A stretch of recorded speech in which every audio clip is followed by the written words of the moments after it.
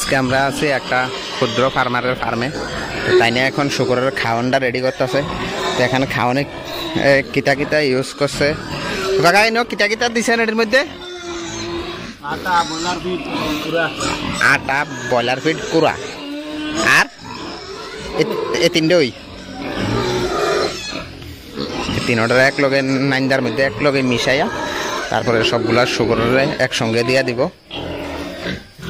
তো ত্রিপুরাতে কোনো ট্রেনিং সেন্টার নেই বলে ট্রেনিং করতে পারেন না, তো জন্য আমরা ট্রেনিং শুরু করতে যাচ্ছি ত্রিপুরাতে। চৈত্র মাস বলে এখন শুরু করছি না, কিছুদিনের মধ্যে ট্রেনিং শুরু হবে 28 তারিখ থেকে। তো যারা যারা ট্রেনিং করতে চান ত্রিপুরাতে, তো তারা এটা প্রাইভেট ট্রেনিং।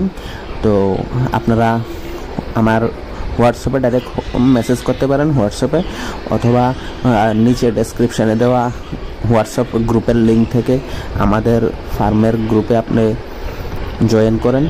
তো আপনাদেরকে যে ট্রেনিংগুলো করানো হবে, তো প্র্যাকটিক্যাল এবং থিওরি দুটোটাই করানো হবে। ফার্ম ম্যানেজমেন্টের উপর, ফার্ম কীভাবে ম্যানেজ করবেন, তারপরে কীভাবে বাজারজাত করবেন, সমস্ত কিছুর উপরে শেখানো হবে। কীভাবে খাসি করা হয় সব হাতে কলমে শেখানো হবে। এখানে শুধু থিওরি না, আপনাদেরকে প্র্যাকটিক্যালও করানো হবে। তো যারা যারা ট্রেনিং করতে চান ত্রিপুরার, উদয়পুরে এসে করতে পারবেন, আসা যাওয়া করে করতে পারবেন। উদয়পুরের কাছাকাছি ট্রেনিংটা বাগমায় হবে। তো যারা যারা আসা যাওয়া করে বাড়ি থেকে ট্রেনিং করতে পারবেন তারা অবশ্যই কন্ট্যাক্ট করবেন। আর ট্রেনিং ফি থাকবে 6000 টাকা। আপনাদেরকে সার্টিফিকেট সহ দিয়ে দেওয়া হবে। সার্টিফিকেটগুলো আপনারা ব্যাংকে শো করিয়ে লোন টোনও নিতে পারবেন। তো যারা যারা আপনারা ট্রেনিং করতে চান, 6000 টাকা ট্রেনিং ফি।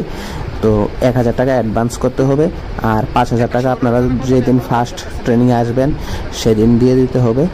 আর যদি আপনারা ট্রেনিং করার পরে কারোর মনে হয় যে আমার ট্রেনিংটা সাকসেসফুলি হয়নি, আমার আপনি মনে হয়েছে যে ট্রেনিংটা আপনার কোনো কাজে আসেনি, তাহলে আপনাদের 50% টাকা, 6000-এর 50% 3000 টাকা আপনাদেরকে রিটার্ন করে দেওয়া হবে। আর ট্রেনিংয়ে দুপুরে খাওয়া দাওয়া ফ্রি থাকবে, খাতা কলম সব দিয়ে দেওয়া হবে আপনাদেরকে। তো যারা যারা ট্রেনিংয়ে জয়েন করতে চান অবশ্যই আমাকে হোয়াটসঅ্যাপ করতে পারেন, অথবা নিচের ডেসক্রিপশানে দেওয়া হোয়াটসঅ্যাপ গ্রুপের লিঙ্ক থেকে আপনি হোয়াটসঅ্যাপে জয়েন করতে পারেন।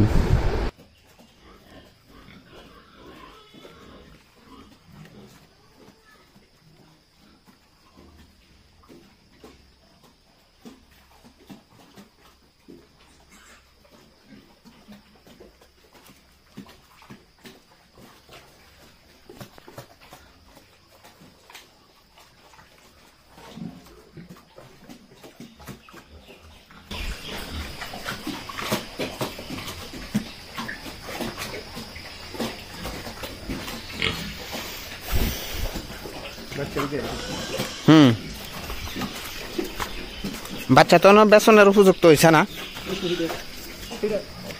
অলরেডি তো আয়রন ইঞ্জেকশন করে দিছি, আজকে